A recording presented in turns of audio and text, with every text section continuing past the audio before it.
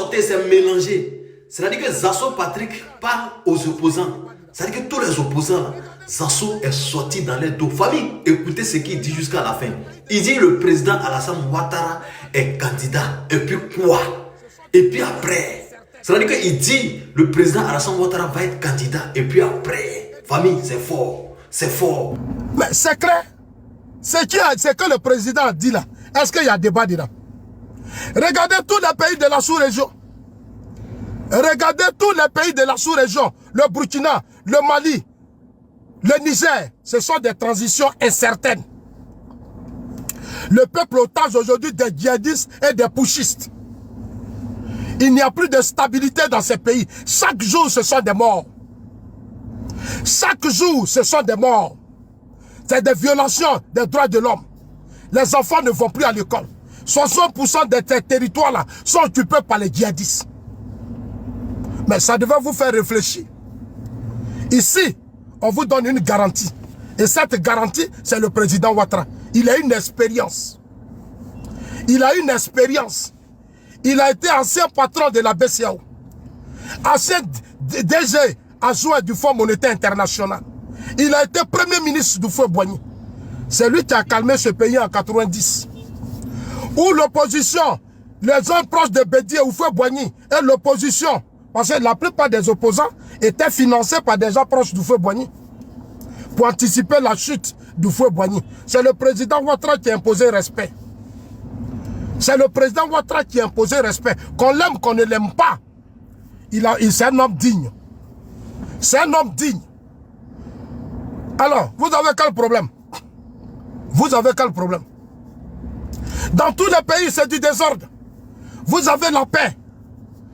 Vous avez la paix. Vos enfants vont à l'école. Vos femmes circulent dans la paix sans problème. Et c'est vous qui voulez soutenir une opposition qui a dirigé ce pays et qui a créé le désordre. Des gens qui ont gouverné ce pays, qui n'ont rien apporté et qui sont dans une logique de revanche. Mais ils se vengent contre qui? Ils veulent se venger contre qui? On leur a donné le pays. Bédi a gouverné à Etiam, Gbagbo a gouverné. Ils ont fait quoi? Honte à vous. Honte à vous. Oh, honte. Honte à vous. Honte à vous. Honte à vous. Ma vont arriver. Merci. Merci, président. Il y a ma Venas qui est là. Voilà. Voilà, il y a salut. Voilà, il y a ma Venas qui est là. Je suis en train de parler à André Sylvain Kouna. Ah, d'accord. Il dit que nous, on a peur, nous, le RHDP, on a peur de la marche de l'opposition. Donc, j'étais en train de dire à André Sylvain Kouna qu'on a une période électorale. La Constitution dit qu'on doit aller aux élections. La CEI a déjà distribué les trucs, les kits pour les parrainages. Alors, c'est quoi le sens de la marche? C'est ce que je suis en train de lui demander. Cette marche est opportune, mais le sait. La marche n'a pas de sens. Cette marche est opportune. Au lieu de dire... En Côte d'Ivoire, il faut vraiment aller... Les gens, voilà. Au lieu de dire à Gbagbo et à Thiam, si la loi vous a frappé, proposez autre candidat. André Sylvain Kouna dit non, qu'à aller marcher. Ça dit André Sylvain Kouna, il n'a pas le courage, c'est un faux journaliste. Moi, je leur ai dit, vous les journalistes de Côte d'Ivoire, là, la plupart là, vous n'êtes pas crédibles. Vous n'êtes pas crédibles. Je vous dis ça chaque jour. Vous n'êtes pas crédibles. Vous n'êtes pas crédibles. Là où il faut dire la vérité, là, c'est là où vous jouez le jeu. Parce que pour vous, il faut déstabiliser Ouattara pour que vos gens viennent au pouvoir et puis vous allez être forts. C'est ça la mentalité des journalistes de Côte d'Ivoire. La plupart, ça c'est leur mentalité. Ça dit, ils sont là pour qu'il y ait des crises seulement. Il y a des crises. Il faut que les gars, il ne s'agit pas de dire que vos gars n'ont qu'à 4 là, mais est-ce que vos gars sont capables de garantir cette stabilité, cette paix, cette croissance économique? C'est la question qu'on leur pose. Est-ce qu'ils sont prêts? Oufou et moi ici, on a donné à Bédié. Bédié a fait quoi? Bédié là, il a fait quoi? C'est sous Bédié le malheur de la Côte d'Ivoire a commencé. Thiam était là, Thiam a fait quoi? J'ai entendu Thiam dire quelque part que lui, il a aidé Gbagbo à chasser Guy Robert. J'ai entendu Thiam dire, j'ai la vidéo, que lui, il a aidé Gbagbo à chasser Guy Robert. Regardez les mentalités des hommes politiques en Côte d'Ivoire. Comment aider des gens à déstabiliser les institutions?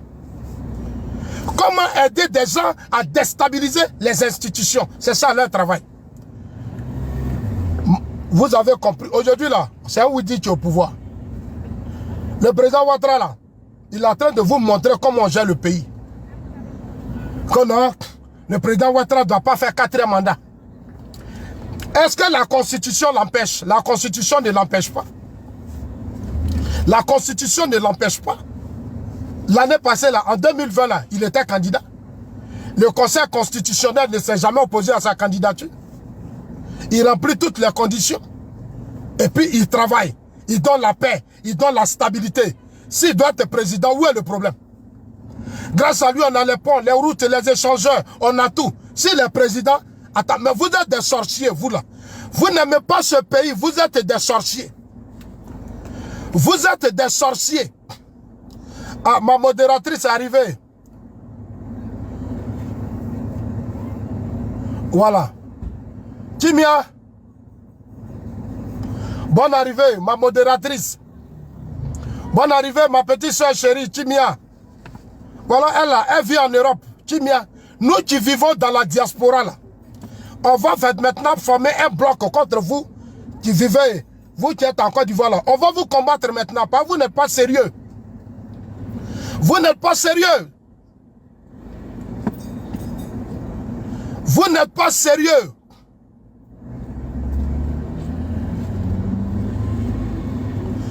Vous n'êtes pas sérieux. On est en pleine élection.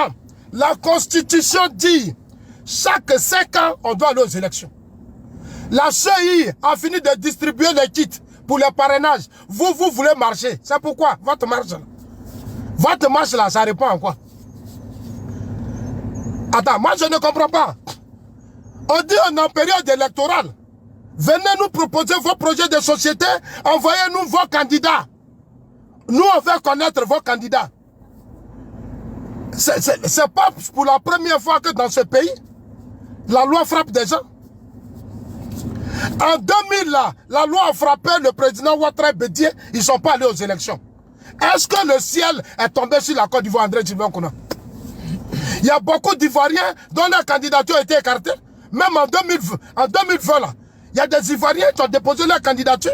Ils ne remplissaient pas les conditions. Ils ont été retirés de la liste. Ils ont été écartés. Il y a des gens aujourd'hui qui ont perdu leurs droits civiques, qui ne sont pas sur la liste électorale. Pourquoi vous voulez montrer dans ce pays que tiens, mais Gbagbo sont au-dessus de la loi? Soro Dieu est au-dessus de la loi. Et je vous entends souvent des journalistes. On n'a qu'à mettre le nom de Soro. Mais Soro là, c'est un voyou. Soro, c'est un délinquant. Soro sorti au travail, c'est coup d'État, rébellion, coup d'État, rébellion. Attends, vous n'aimez pas ce pays, vous n'aimez pas. Des gens incompétents, qui n'ont aucune histoire, qui créent le désordre là. C'est ceux-là, pour eux, vous vous battez. C'est-à-dire, vous vous battez pour des gens qui détruisent vos pays. Vous vous battez pour des gens qui fragilisent votre pays. Qui font que vos parents meurent matin, midi, soir. Au lieu de se battre pour quelqu'un qui protège le pays. Regardez la croissance économique en si peu de temps. Il y a eu des pays où il y a eu des crises. Ils n'ont jamais pu se relever. Après la confiscation du pouvoir par Gbagbo, le président Ouattara a réussi à relever le pays. Mais on doit applaudir ça. On doit applaudir ça. Le président Ouattara a réussi à relever le pays. On doit applaudir ça. On a eu Coupe d'Afrique. 2 Coupes d'Afrique. Ce combat-là, il est spirituel. Hein? Vous, l'André Sylvain Konan, qui ne comprenez pas là. Ce combat-là, il est spirituel. Vous voyez le président Ouattara? On s'est tous retrouvés au stade olympique. Le militant, tout le monde a dit président. Il faut répondre. Il a dit, je vous ai écouté. Je vais écouter les Ivoiriens. Hier, avant-hier, il est sorti dans nos dos. Les journalistes, son entourage, tout le monde, personne ne savait. Il est sorti dans nos dos, nous tous. Ça dit même vous les journalistes, vous n'avez eu aucune information. Ça veut dire, ce que ça veut dire là, c'est spirituel. Ça dit que le vieux est en train de tout changer. Il est en train de tout changer, hein. Il est sorti dans nos dos. J'ai vu même des ministres qui étaient contents. Il est sorti dans le dos de tout le monde.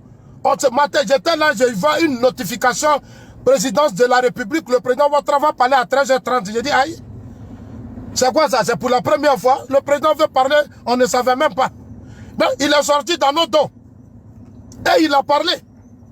Il dit, j'accepte d'être candidat. Pour la stabilité et pour notre monnaie CFA. C'est devant nous, là, le Burkina, à Ibrahim Traoré, ce pouchis là, qui a son pays occupé par les djihadistes, les terroristes,